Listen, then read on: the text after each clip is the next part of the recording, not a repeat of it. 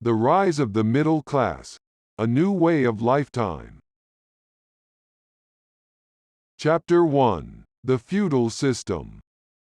In the kingdom of medieval England, the feudal system was the backbone of society.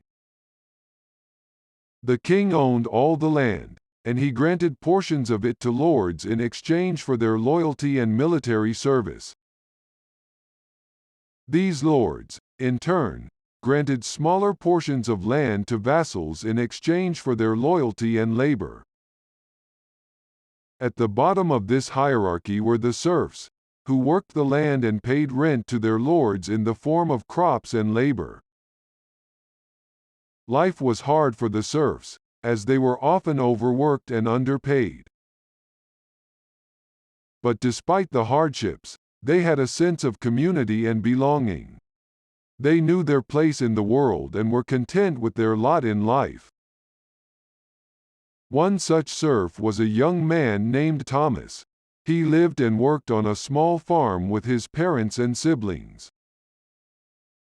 They grew crops and raised animals, but their lord always took the lion's share of their harvest. Thomas dreamed of one day owning his own land and being his own master.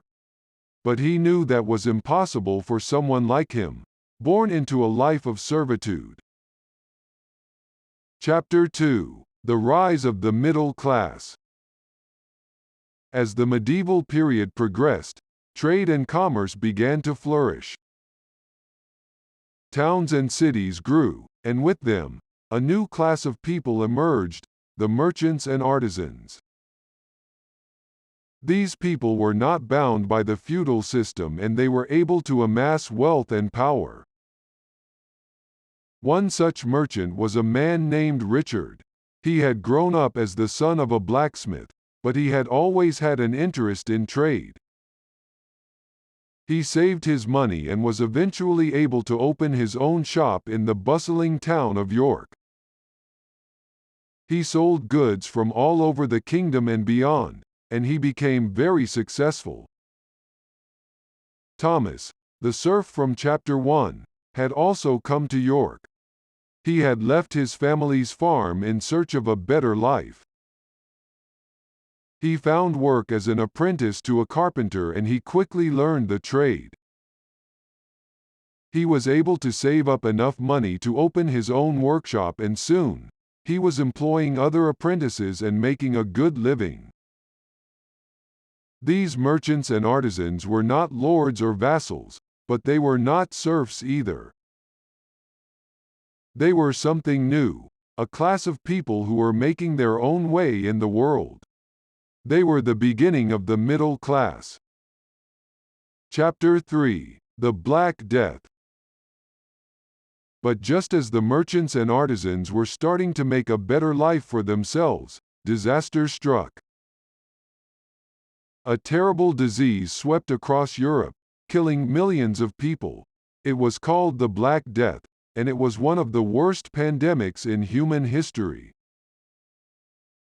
The Black Death hit the towns and cities the hardest, where people lived in close quarters and disease spread easily.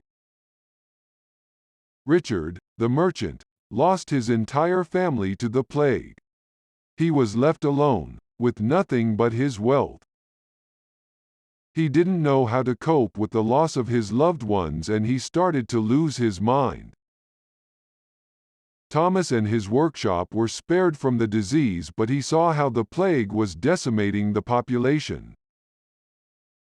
Many of his customers and friends died and it was difficult to make a living. The Black Death changed the medieval world forever. The population was greatly reduced, and there was a shortage of labor. This led to an increase in wages for those who survived and the feudal system began to break down. With fewer people to work the land, lords could not afford to keep so many serfs and they began to offer them more freedom in exchange for their labor. Thomas, now with a family of his own, was able to negotiate a better deal with his lord. He was given a small plot of land to farm and was able to keep a larger portion of the harvest for himself. He was now a tenant farmer, with more control over his life than ever before. Chapter 4: The Wars of the Roses. The next several decades were marked by political turmoil and war. The King of England, Henry VI, was a weak ruler, and his kingdom was divided by rival factions vying for power. These factions came to be known as the House of Lancaster and the House of York, and their struggle for the throne became known as the Wars of the Roses. Richard, still reeling from the loss of his family during the Black Death, decided to take up arms with the House of York. He hoped to find some meaning and purpose in the chaos of war. Thomas, on the other hand, stayed neutral. He had a family to think about and wanted to keep them safe.